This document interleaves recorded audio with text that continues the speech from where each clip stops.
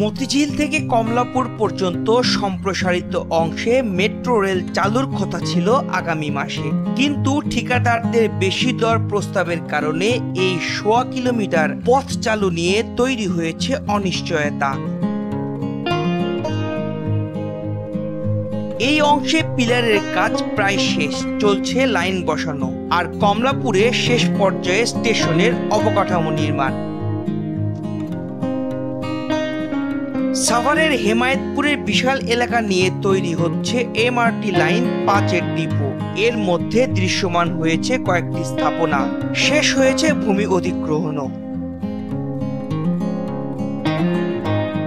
এই অংশে স্টেশন ও লাইন মাটির নিচে হয়, এর মধ্যে শুরু হয়েছে ইউটিলিটি লাইন সরানোর কাজ।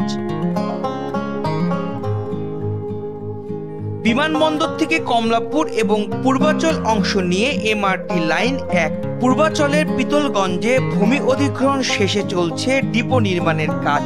এই লাইনেও সড়কের নিচ থেকে সরানো হচ্ছে ইউটিলিটি লাইন।